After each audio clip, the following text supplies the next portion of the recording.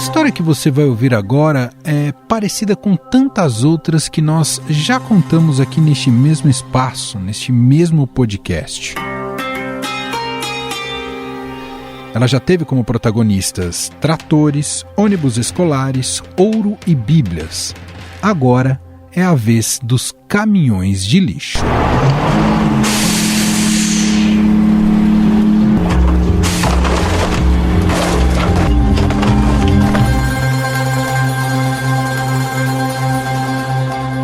Nas mãos do Congresso e do governo, a compra e distribuição desses veículos para pequenas cidades saltaram de 85 para 488 veículos de 2019 para 2021.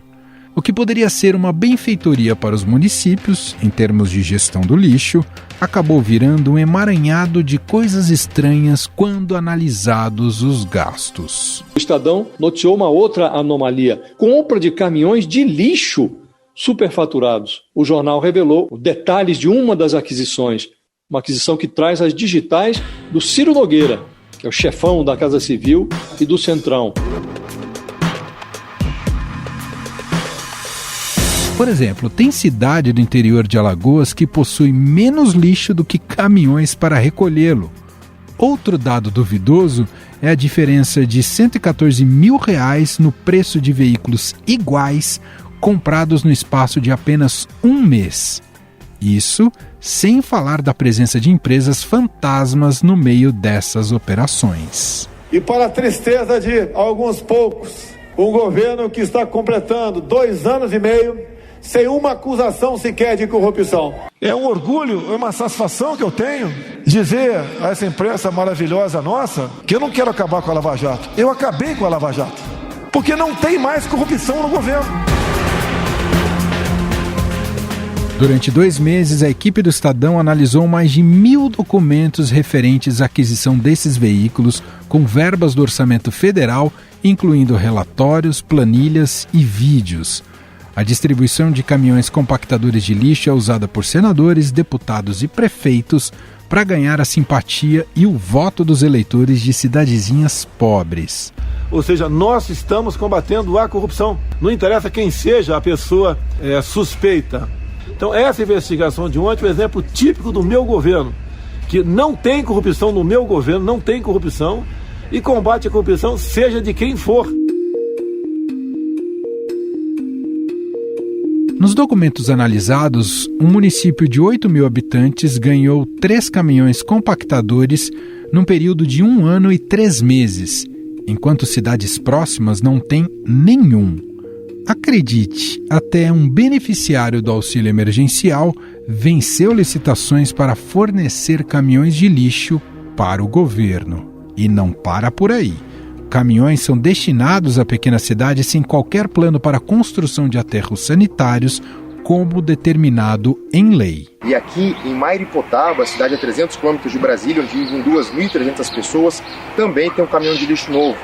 Para quem mora aqui, esse caminhão significa uma conquista importante, algo que vai dar mais eficiência à coleta de lixo da cidade, que sempre foi feita, mas por outros veículos.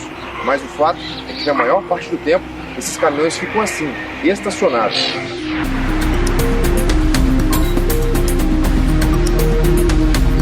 No Piauí, por exemplo, o lixo coletado é jogado em terrenos a céu aberto em 89% das cidades.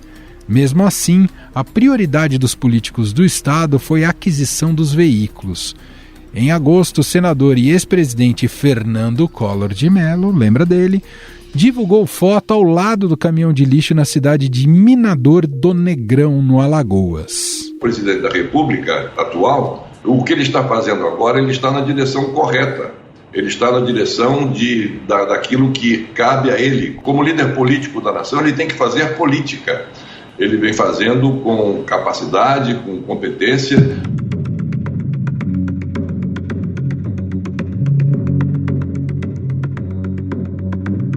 Comprado com recursos de emenda parlamentar do senador, o caminhão é um dos maiores disponíveis no mercado, com 15 metros cúbicos. Para encher o veículo, que custou R$361 mil, a cidade leva 2 dias.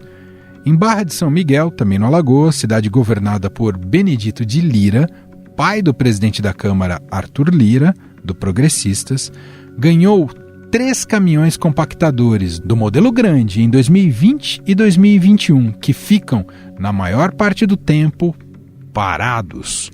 O município tem menos de 9 mil habitantes. O ministro da Casa Civil, Ciro Nogueira, é outro que entrou no ramo de caminhões de lixo e destinou R$240 mil para a compra de um veículo fornecido pela empresa de uma amiga que frequenta o seu gabinete. Com o apoio do trabalho do senador Ciro Nogueira, 10 cidades do Piauí receberam novos caminhões compactadores de lixo. Ciro Nogueira junto à Codevasf, é a integração de governos fazendo o Floriano avançar.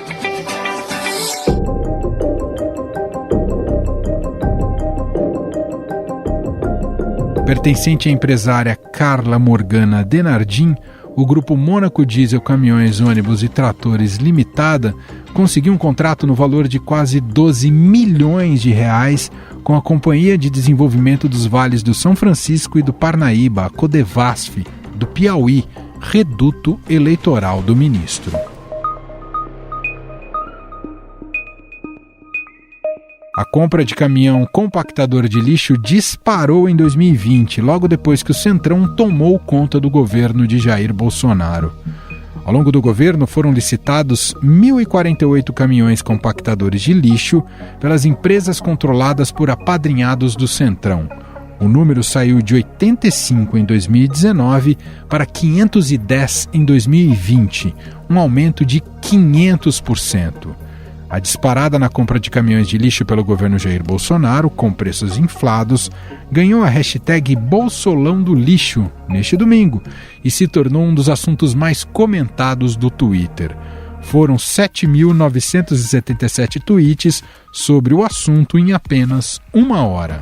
Desde o começo do mandato de Jair Bolsonaro, as licitações somam mais de 1.000 caminhões de lixo. Os editais suspeitos e com indícios de superfaturamento chegam a mais de R$109 milhões.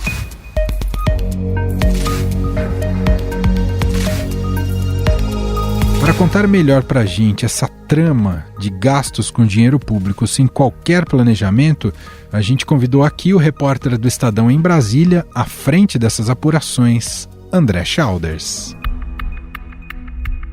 Olá, André, seja bem-vindo, tudo bem? Olá, Emanuel, olá, ouvinte, tudo bem? Bom, o André Schauders está aqui porque junto com os colegas Vinícius Valfré e Júlia Afonso, ali na capital federal, fizeram um amplo esforço de reportagem nos últimos meses. Ele vai até explicar melhor sobre isso. Eles descobriram um esquema dentro do governo Bolsonaro envolvendo o Centrão, que foi batizado da farra do caminhão de lixo. E o Schauders vai explicar aqui pra gente. Mas eu acho que a gente pode começar com essa informação mais objetiva, Schauders. Vocês estão há quanto tempo debruçados para entender como eram essas compras dos caminhões de lixo e a partir de quais documentos, Schauders? Então, são 2 meses, né, já apurando esse assunto. E a gente fez, nos últimos tempos, foi analisar uma série de pregões eletrônicos para compra de caminhão de lixo. Porque o que acontece? Todas essas compras, elas são feitas, né, por meio dessa modalidade de pregão, que é como se fosse um leilão ao contrário.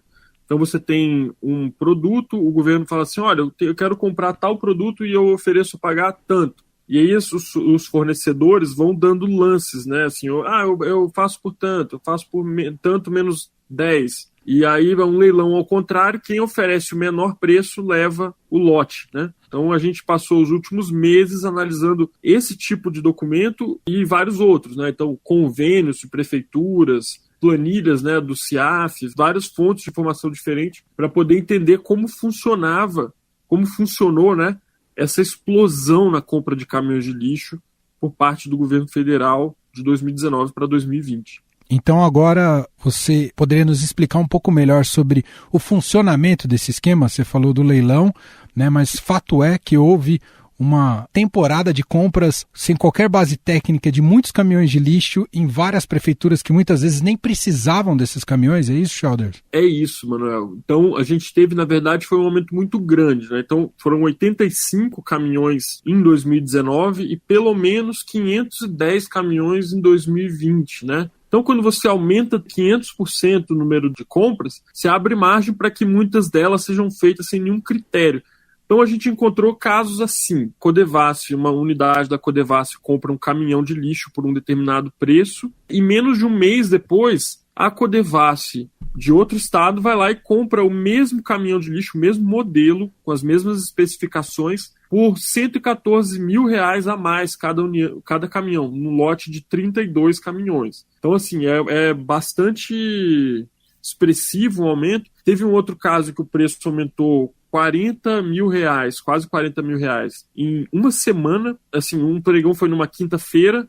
Na quinta-feira seguinte, o mesmo caminhão com as mesmas especificações já tinha aumentado R$40 mil. Aí você vai falar, não, mas na pandemia a gente teve um aumento aí dos preços, né? De fato, o preço de veículo aumentou muito, todo tipo de veículo. Quem compra carro sabe, né? Um Gol hoje está custando R$90 mil. Mas assim, não há justificativa para o preço aumentar R$40 mil de uma semana para outra, né? E isso contraria, inclusive, a própria orientação do Ministério da Economia. Tem uma instrução normativa do Ministério da Economia, de número 73, que regulamenta esse tipo de compra pública, né, e estabelece que você tem que fazer uma pesquisa, inclusive nos outros órgãos. Então, assim, se um órgão federal comprou um determinado produto por um preço, você tem que levar em conta esse preço na formação do seu valor, né, na hora de decidir quanto você vai pagar. Isso não está acontecendo no caso da Codevasf. E aí hoje a gente trouxe esse caso do Ciro Nogueira, né, que é um primeiro personagem já que mostra assim, no nível micro, né, como que se deu esse processo, assim, por que lá na ponta começaram a aparecer esses tipos de problemas que a gente constatou. Bom, falando até um pouco mais sobre esse caso, e inclusive a reportagem está super bem ilustrada, né, para quem depois der uma olhada lá no estadão.com.br, todo o entorno do Ciro Nogueira, todo mundo foi beneficiado por esse esquema, porque eram todos próximos ou ligados a ele, desde a prefeitura, a intermediária, enfim, a estatal, todo mundo tinha conexão diretamente com o Ciro. Pois é um caso que ele é sintomático, né? Então, você tem essa prefeitura do interior do Piauí chamada Brasileira, o nome da cidade, Brasileira no Piauí. A prefeitura foi comprar um caminhão de lixo com uma emenda do Ciro Nogueira e comprou com essa empresa, a empresa do Grupo Mônaco, que é um grupo automotivo tradicional e tal, uma empresa familiar, tem mais de 40 anos de atuação aí em várias praças, né, do Brasil. Só que essa empresa, uma das donas dela é a empresária Carla Morgana Denardim, né? Ela é filha do fundador, Armindo Denardim, e ela é amiga pessoal do Ciro, né? Então, assim, tem a foto do dia da posse do Ciro como ministro da Casa Civil. A Carla Morgana está na primeira fileira, ele está do lado da filha, né, do Ciro, da Eliane Nogueira, que é a mãe do senador, né? Então, assim, para ver o grau de importância dela, a pessoa das relações do ministro da Casa Civil, e ganha uma licitação para vender 40 caminhões de lixo na Codevasf do Piauí. Quem é o presidente da Codevasf do Piauí? É o senhor Hinaldo Guerra, que é um indicado do Ciro Nogueira. Então, assim, a amiga do Ciro Nogueira ganha o pregão, o indicado do Ciro, o apadrinhado do Ciro Nogueira, ratifica o resultado da eleição, e depois a prefeita aliada do Ciro, lá no Piauí, lá em Brasileira, usa o dinheiro da emenda parlamentar dele para comprar o veículo, né? Então, assim, todo o ciclo se fecha, né? Quer dizer, o ministro recebeu as nossas mensagens ontem, né? Com questionamento sobre esse assunto, visualizou, ficou azulzinho lá, e ele começou a digitar e depois parou. E nunca mais respondeu. Então, deu resposta alguma. Gostaria de entender o que o ministro acha disso tudo. Assim, como é possível, será que é só apenas uma coincidência, né, que a empresa da amiga dele ganhe licitações no órgão indicado por ele? Shelders, em relação à repercussão, o que você pode contar para a gente? Bom, você contou que tentou conversar, por exemplo, diretamente com o Ciro, que não respondeu. Eu sei que nas redes sociais, desde domingo, a coisa tem sido muito intensa, muito forte, inclusive ganhou um novo, além do Farra do Caminhão do Lixo, ganhou também esse nome de Bolsolão do Lixo. Mas no mundo político, há uma reação em relação a isso? Vocês já captaram hoje? A oposição vai protocolar algo? Isso constrange os órgãos de controle? O que você pode dizer para a gente da reverberação? Foi forte a repercussão no mundo político, né? Domingo mesmo, na tarde de domingo, noite de domingo, algumas figuras já começaram a se manifestar, né? Como o senador Renan Calheiros, o senador Alessandro Vieira, alguns outros. E hoje a gente tem pelo menos 2 representações já encaminhadas, né? Para serem feitas ao Tribunal de Contas da União. Representações do senador Randolfo Rodrigues, da Rede do Amapá, líder da oposição no Senado, e outra do Alessandro Vieira, né, do PSDB de Sergipe, e dos deputados Felipe Rigoni, da União Brasil do Espírito Santo, e Tabata Amaral, do PSB de São Paulo. 2 representações que pedem aí justamente o congelamento, né, desses pregões e a investigação, né, desses indícios de irregularidade, superfaturamento, né, que a gente trouxe na reportagem. Então vamos ver o que vai acontecer, mas assim, tem pelo menos essas 2 já encaminhadas, então a gente começa a ver já bastante rápido, né, um dia depois, já existem sim algumas repercussões aí no Congresso, né, e possivelmente repercussões jurídicas também desse caso. Tem 2 aspectos que eu só queria reforçar antes da gente fechar, Childers. O primeiro é isso, né, que nem todas as cidades precisavam desses modelos de caminhões, que eu acho que vocês pegaram vários casos como esse.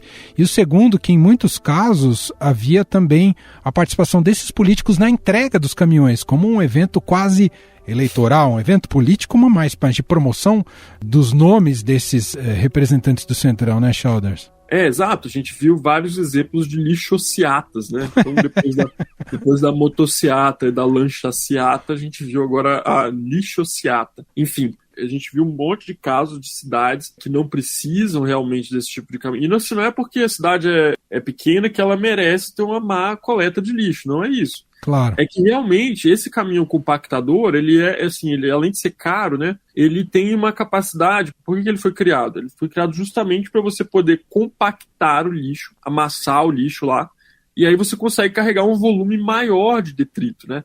Então, uma cidade grande, isso faz todo sentido, porque daí você consegue coletar tudo com uma passada só. Mas uma cidade pequena, não. Então, assim, se a cidade não produz o lixo suficiente para justificar aquilo ali, por que você vai usar esse caminhão específico? Você pode usar o outro, aquele que tem o que chama basculante, né? Sim. Aquele que inclina a caçamba lá, o caminhão caçamba. E outra coisa, esse caminhão compactador, ele é mais complexo a mecânica dele. Então, se ele quebra, por exemplo, a cidade pequena não tem um mecânico especializado que vai poder consertar ele, né? Então tem que levar para uma capital, para um lugar assim para consertar, ou seja, mais gasto. Por isso que a gente cita na reportagem, tem estudos que indicam que o uso desse tipo de caminhão ele só é indicado para cidades acima de 17 mil habitantes, né? Seria uma coisa assim. Lógico que não é uma coisa escrita em pedra, né? Mas é nessa margem aí que ele começa a ficar interessante do ponto de vista financeiro. Ele começa a ser uma redução de custo e não uma despesa desnecessária, né? Me cabe aqui, eu estava pensando uma analogia possível para falar um pouquinho do que o Estadão vem revelando ao longo do tempo, né, Childers? E você participou de várias dessas reportagens, né, pegando desde das emendas de relator, mas é como se você tivesse, igual quando a gente fala conexão de água, né, quando alguém que pega água para distribuir para a cidade, se fala muito da perda da água no processo de distribuição dessa água. É um pouco que a gente vê isso com o dinheiro público, né? Um dinheiro que chega no caixa central, mas à medida que ele vai sendo distribuído, é como se tivesse uma perda gigantesca em vários pontos, e a farra do caminhão de lixo é mais um desses buracos entre todas essas conexões, né, Childers? E aí a importância do jornalismo de ir atrás disso e provar isso. Exato, né? Como se fossem os vazamentos na rede hidráulica, né? Isso. É o vazamento na rede hidráulica do orçamento. Sim, a gente vê, o Brasil é um país com uma tributação alta, né, para renda, para o nível de renda do Brasil. Lógico que assim, é uma falácia, Manuel, dizer assim, o Brasil tem a maior carga tributária do mundo e tal. Não, o Brasil tem uma carga tributária alta para um país de renda média. E ele oferece serviços muito ruins. E isso é parte da explicação. Por que os serviços públicos são tão ruins? Porque há desperdício, né? Porque há má versação, né? Ineficiência. Não é só corrupção, assim, estrito senso, que existe, e a gente mostra, nesse caso, por exemplo, como ela funciona um pouco. Mas, assim, além da corrupção, há o desperdício também, né? A falta de prioridade, falta de foco, né? Tudo isso que... Assim, eu sonho com um dia que o gasto público será feito de forma eficiente, né? André Chalders, Júlia Afonso e Vinícius Valfré, os três estiveram nesse esforço de reportagem na farra do caminhão de lixo. Várias reportagens ainda têm saído e terá muitas repercussões. Continue acompanhando, seja no impresso, no estadão.com.br. E mais reportagens para sair também, não só reportagens. Mais revelações. Mais revelações, novos personagens que vão aparecer. Excelente. Te agradeço demais participar aqui do podcast e poder explicar aqui para a nossa audiência um pouco mais desse trabalho de vocês. Um abraço, Chalders. Joia, eu que agradeço. Obrigado, Manuel. Valeu.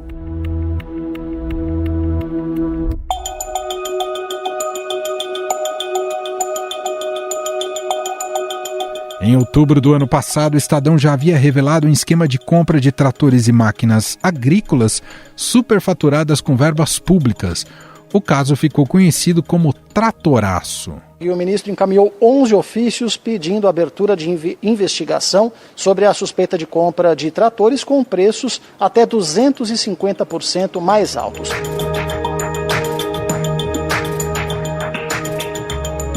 Em abril deste ano, um outro furo de reportagem do Estadão mostrou que o Fundo Nacional de Desenvolvimento da Educação lançou uma licitação para a compra de ônibus escolares com sobrepreço de mais de 730 milhões de reais. O Ministério da Educação teria tentado superfaturar em mais de 700 milhões de reais a compra de ônibus escolares.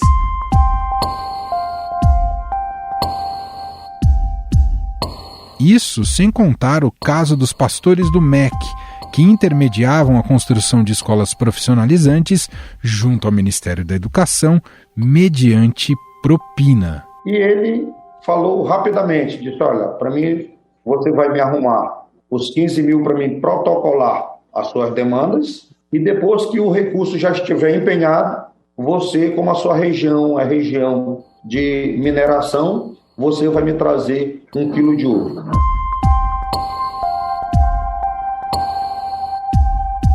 Afinal, o mau uso de recursos públicos ou até mesmo para favorecer aliados políticos podem configurar corrupção?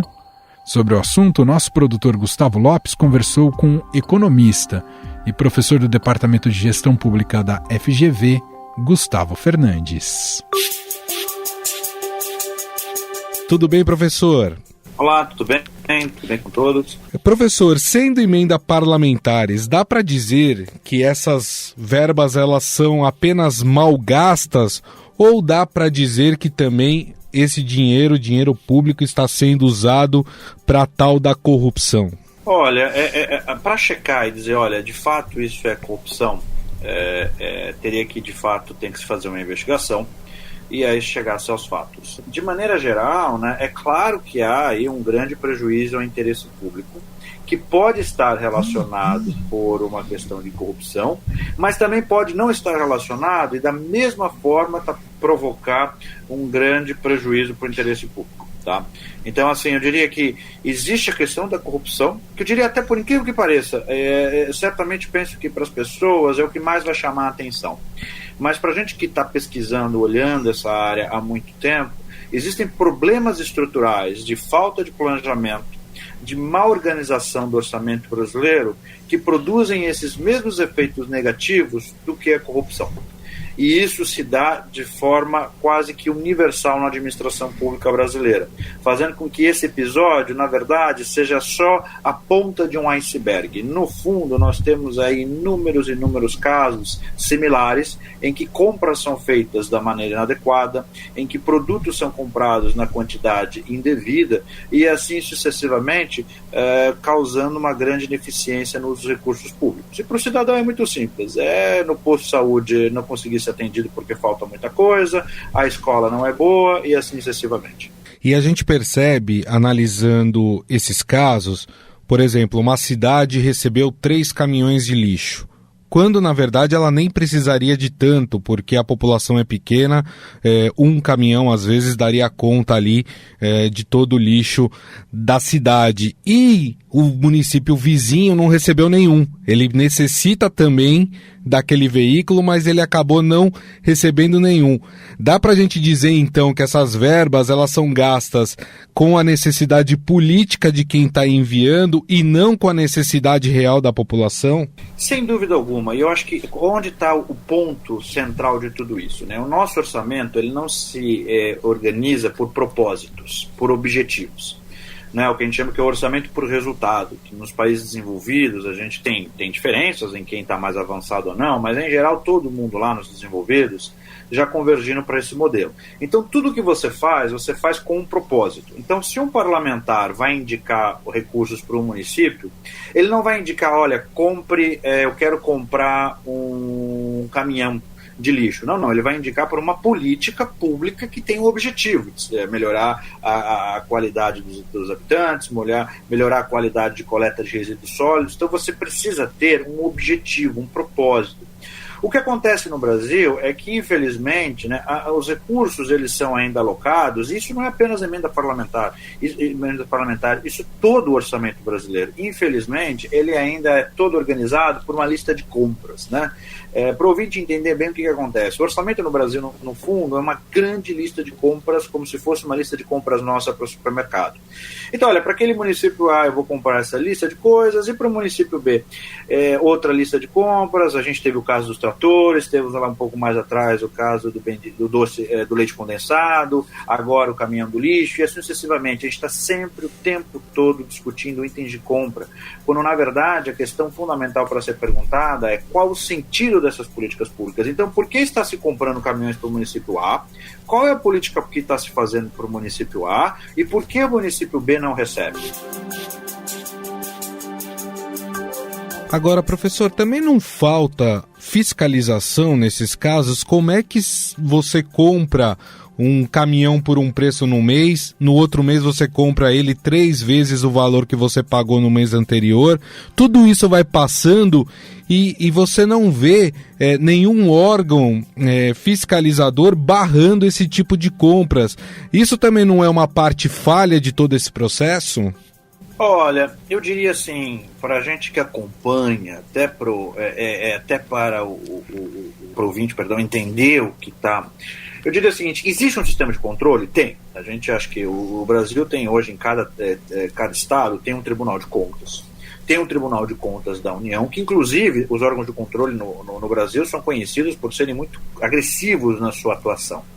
Eu diria que a questão ela pode ser explicada por 2 formas, que dá essa nossa percepção. Primeiro, assim, como nós temos um orçamento que ele não é organizado por resultado, e eu volto nesse ponto, como ele não é organizado por resultado, então não há nada que diga para qual é o sentido de comprar esses caminhões, certo? Fica muito difícil para o controlador, ele próprio, perguntar qual que é o objetivo que vai ser perseguido, porque o sistema não pergunta. Então, na verdade, você tem um gestor público que pode trabalhar sem objetivo, sem exagerar. A administração pública brasileira é como se fosse acéfala, ela não tem uma cabeça dando uma direção. Então se compra sem se ter o quê? Quais são os propósitos que vão ser cobrados pelo controlador? Bom, e aí qual que é a segunda parte que aí sobra? O controlador ele acaba mirando nas questões técnicas. Né? Então, olha como foi feita a licitação, houve sobrepreço ou não. Isso é um processo muito lento, muito longo, em que no final das contas o leite já foi derramado. Então eu diria o seguinte, muito provavelmente boa parte dessas aquisições, a médio e longo prazo, daqui a alguns anos, irão gerar processos no Ministério Público, responsabilização. Mas é um processo tão lento, tão devagar, que no final das contas a gente não consegue evitar o que é o pior, que é ter o leite derramado, que ter a má compra pública. E a gente tem a percepção, professor, seja através das emendas parlamentares ou até o tal orçamento secreto, que é um dinheiro dado assim, sem qualquer tipo de controle, sem qualquer planejamento, sem qualquer gestão. Não era o caso de se criar leis mais fortes para garantir que cheguem àquelas pessoas das quais necessitam daquela verba, necessitam daquele produto que é comprado? Sem dúvida alguma. Eu digo o seguinte, quando você não pergunta qual é o objetivo da política pública e deixa a gestão sem um propósito definido, então você não tem controle, as coisas são feitas imediatamente, sem planejamento, sem direção. Então, o que nós precisamos, antes de tudo, é ter uma reforma profunda. A lei orçamentária brasileira, para o ouvinte ter uma ideia, é a 4.320, que foi aprovada no dia 17 de março de 1964. Ou seja, nós temos ainda uma estrutura orçamentária planejada para os anos 60. E era um projeto de lei antigo, da década de 50. Ou seja, nós nunca reformamos essa estrutura orçamentária brasileira. Tá? Então a gente tem de fato aí, a primeira necessidade é ter uma reorganização do sistema de planejamento e de alocação de recursos na administração pública. A gente precisa avançar, adotar um orçamento por resultados. E assim, é muito simples, porque olha, o que isso vai representar do ponto de vista prático? Olha, tudo bem, o parlamentar, a deputada, o deputado quer indicar recursos para uma área X. A pergunta que vai se fazer é o seguinte: o que você quer fazer? E aí, se ele falar, eu quero comprar trator, falar, olha, não faz sentido isso, porque trator não é objetivo, você precisa dizer um resultado de política pública. Então, a administração pública brasileira, ela, infelizmente, isso pode parecer chocante, mas é a realidade, ela não se organiza por resultados. Então, a gente precisa ter uma reforma completa. Nós temos uma legislação velha, uma legislação inadequada para os tempos atuais. Lembrem-se, em 1960 nós não tínhamos internet, a gente não tinha comunicações como a gente tem hoje, a gente tinha um mundo completamente diferente, mas o nosso orçamento ainda é daquele tempo. Então, nós precisamos modificar completamente a forma de usar os recursos públicos. A primeira e a maior reforma de todas é o seguinte: a adoção de um orçamento por resultados. Tudo que se vai fazer tudo que se vai usar dinheiro no governo precisa ter um propósito declarado. Inclusive para facilitar com que os órgãos de controle, sejam eles CGU, TCU, o próprio Ministério Público, ou melhor, a população saiba qual era o objetivo que tinha sido pensado para poder avaliar se houve ou não houve o atingimento desse objetivo. Perfeito. Bom, nós conversamos com o economista e professor do Departamento de Gestão Pública da Fundação Getúlio Vargas, Gustavo Fernandes. Professor, queria agradecer mais uma vez a sua presença. Muito obrigado pela entrevista. Imagina, eu que agradeço a oportunidade, estou sempre à disposição. Estadão Notícias.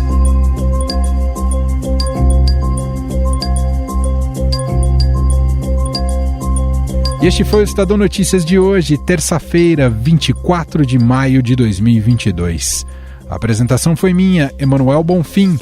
Na produção, edição e roteiro, Gustavo Lopes, Jefferson Perleberg e Gabriela Forte. A montagem é de Moacir Biasi. Escreva pra gente no e-mail podcast@estadão.com. Um abraço pra você e até mais.